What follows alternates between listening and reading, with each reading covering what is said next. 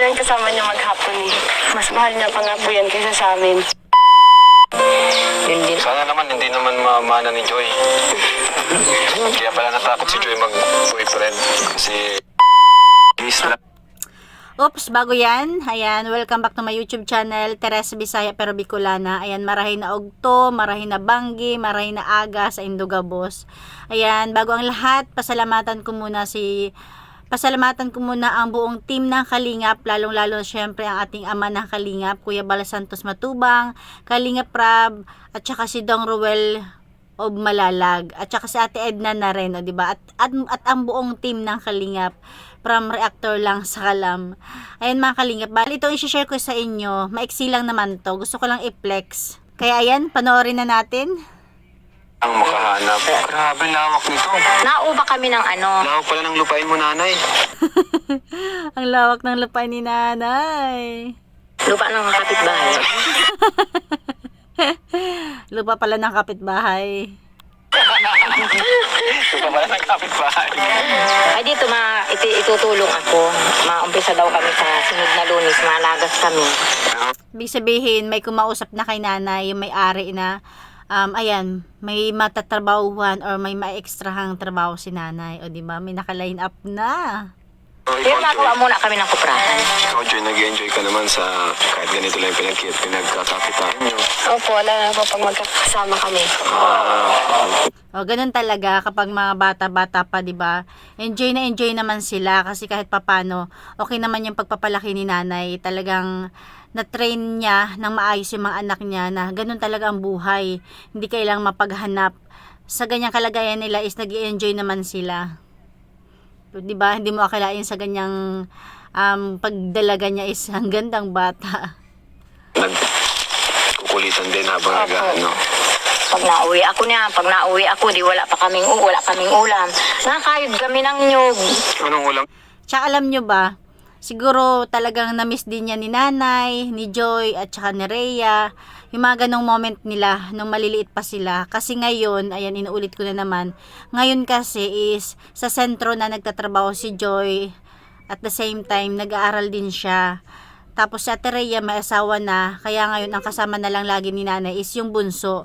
Pero ngayon, dahil for today's vlog ni Kalingap Rab, pumunta sila dun sa laging ginagawa ni nanay at ang isinaman nila is si Joy. Kasi nga 'di ba si Joy, kay Joy nakapokus ang kwento or ang vlog ni Kalingap Rab dahil talaga napamahal ang mga tao o si Joy sa mga tao. Kaya ayan, intindihin kasi may nagbabash kasi kay Joy. Ngayon na naman lang uli yan nakasama si Joy dahil matagal na, 18 years old na siya. Hindi naman pwedeng hanggang ngayon is nabubuntot-buntot pa rin siya kay mama niya para mamulot ng niyog, 'di ba? At least nag-level up na sila. Nyo? Yung nyug, lalagyan lang namin ng tuyo. Ay, grabe. Sarap ng kain namin Nyog? Nyog na may tuyo? Kinayod na nyug. Ano yun? Yung Relate ako dyan kasi nung bata ko yung tatay namin mahilig sa ganyan, 'di ba? Kung dito, ginto ang niyog o ang gata, basta ganyang niyog sa probinsya kapag wala may ulam, ayan, yan na lang iuulam. kinayod na kayo din mo yung nyug. Tapos Tapos may lalagyan tuyo. mo ng tuyo. Hindi lang yung kinayod na niyog, pati yung gata, yung unang gata, napakasarap iulam nun. Di yun ang ulam namin. Anong lasa nun? Ihahalo sa kanin, masarap. Masarap ba yun, Joy? Masarap Ha? yun. Yan. Anong lasa nun? Masarap yun. Pag yung wala talaga kaming ulam, yun ang gawa namin na mag-irina. Diba nga, minsan nga ito asin lang O, diba? Pero masaya sila. inilagay niya. O, araos lang kami. Basta may bigas kami. Yan ang hindi ko naman ipinawawala. Tama, yun yung pinaka-importante, bigas, kahit walang ulam. Kasi yung ulam, pwede nang makuha-kuha dyan sa tabi-tabi. Ang bigas yung pinaka-importante talaga sa probinsya. At kahit saan naman. Sa amin yung bigas. Kung ba kayo na yung nakapagtapos ng pag-aaral? Hindi ang kami Kaya naman pala. ano, Kaya naman talaga andun yung pagpupursige ni nanay na mapagtapos niya yung pag-aaral ng mga anak niya, 'di ba? Kahit solo parents lang siya, talaga ginagawa niya ang lahat kahit sa kahirapan, ay kahit hirap, 'di ba? Hirap sa buhay, pero kaya niyang, ito nga nakakabilib kay nanay, kaya niyang dalhin ang kahirapan, 'di ba? Hindi katulad ng iba, minimum naman yung sahod, may asawa naman, pero kala mo mukhang kawawa, pero si nanay, siya talaga napakagaling. Ang kahirapan kasi nakadepende yan sa nagdadala. Minsan kung kakawawain mo yung sarili mo, ikaw rin yung kawawa. Kaya bakit mo kakawawain sarili mo kung kawawa ka na nga? Kung hirap na hirap ka, ay basta nasa nagdadala lang yan. Nang mawala na ako ng ina ay 2 buwan pa lang ako. Iniwan din ako ng mama ko. Oh, si nanay, bali, may experience din pala siya na iniwan sila, 'di ba? 2 buwan pa lang daw siya. Imagine, 2 buwan? Iniwan na siya ng nanay niya. Baliktad naman. Kung si Joy, iniwan sila ng tatay nila, si nanay, iniwan siya ng nanay niya. Iniwan din ako ng mama. 2 buwan pa lang ako. Iniwan din ako ng mama ko. Tapos, yung papa ko na mamatay naman ay 15 anyos na rin. Siguro yun din ang minana ko. Ay, ibig sabihin namatay din yung papa niya sa edad niyang 15 years old. Ang minana ko, hindi na siya nag-asawa. Kasi ang katuwiran nung papa ko, baka daw pag nag-asawa siya, apihin daw ako nung magiging asawa niya. Kaya hindi na rin nag-asawa. Hindi na. Ibig sabihin, yung papa niya, hindi na rin nag-asawa. Tapos baka daw yun minana niya. Minana mo din. Yun din. Sana naman, hindi naman mamana ni Joy. Syempre, hindi naman yan. Naku, wag naman. Kaya pala natakot si Joy mag-boyfriend. Kasi pati pala mama mo, iniwan din. Ang dami palang dahilan kung bakit talaga hindi nagbo-boyfriend si Joy. Pero sa tingin ko, hindi lahat yan. Talagang ayaw lang talaga ni Joy. Hindi dahil sa iniwan din si nanay o iniwan sila ng tatay. 'Di ba? Dahil talagang yun yung pagkatao ni Joy na ayaw pa niya. Wala pa sa bokabularyo niya. Ng magulang. Ng asawa. Naku, Joy. Ingat ka, Joy. Kaya siguro takot yan. Iba-iba naman yan. Iba-iba naman ang buhay. Tama.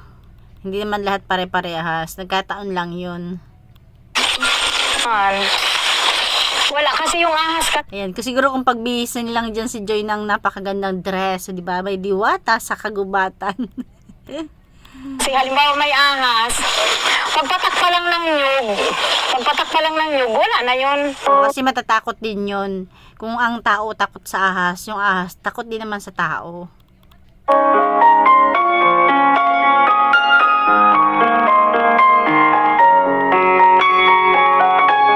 Buti na lang. Siguro na-miss din ni Joy yung ganyang moment kasi medyo matagal-tagal na rin siguro siyang hindi nakakapag hanap ng niyog kasi 'di ba dalaga naman na siya tapos sa sentro na siya nakapokus. Ay, nakatulong naman siya yung... Ito naman, kahit Bali yan yung itak na pinabili ni nanay sa mall. Bukod tanging yan lang talaga yung pinabili niya dahil pinaubayan niya na sa mga anak niya yung kailangan. Yung rice cooker, plancha, electric pan na talagang magagamit ng anak niya. Bago? kahit gamitin namin sa bahay, di ba pag nagluluto kami, ito na ang gamit ko, ito na ang daladala ko. Hindi na sila nangihiram, 'di ba? Kasi sabi ni nanay dati nangihiram lang siya. Kapag hanap ng nyug, hindi na kami nabili. Hindi talagang pinabila niya no? Ito lang, ito lang yun. Sila yung kasama niya maghapon eh. Mas mahal niya pa nga po yan kaysa sa amin.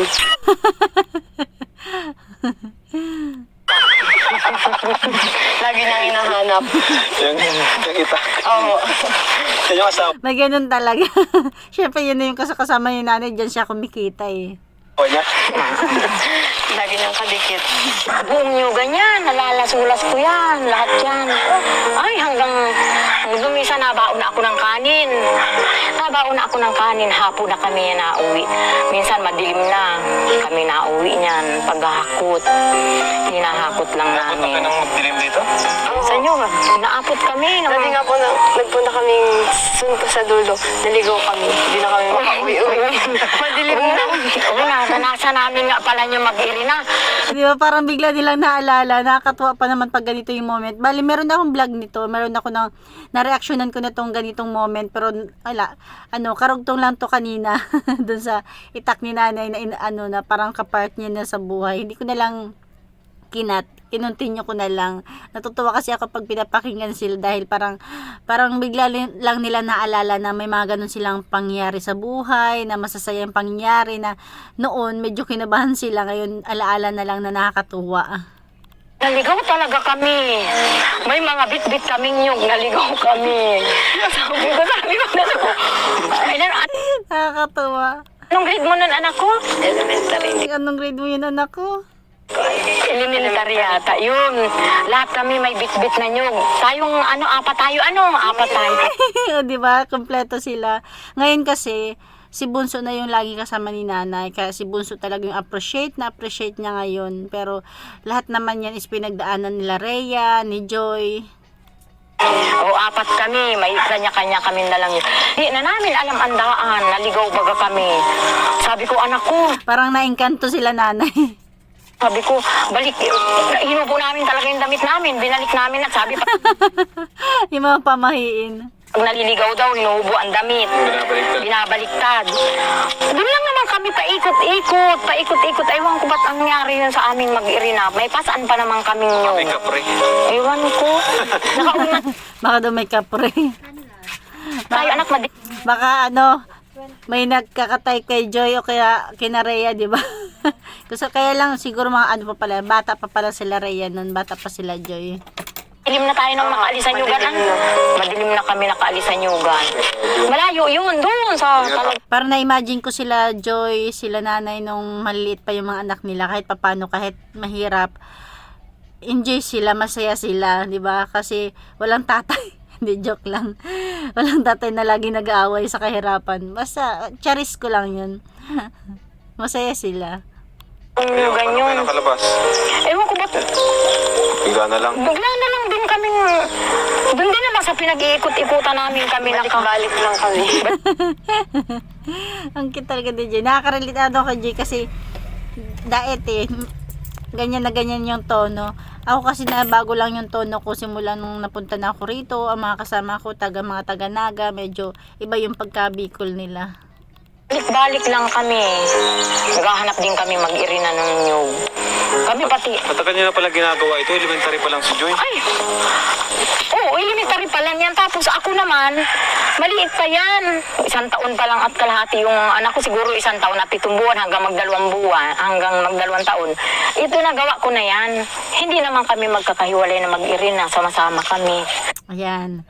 Hanggang dito na lang mga kalingap. Ito lang naman yung kunting share ko. Bali, na-share ko na ito dun sa una.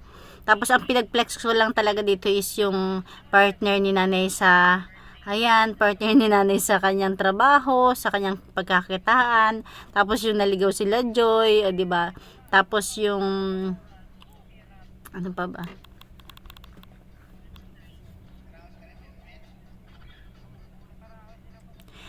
Tapos yung wag sanang mamana ni Joy kasi yung karanasan ni nanay, tapos naranasan nila ngayon, sana maputol na. Tsaka hindi naman yung totoo, di ba? Yan lang mga kalingap, thank you for watching at lagi ang sinasabi ni Kalingap Rab, Jesus loves you. Thank you and God bless you all.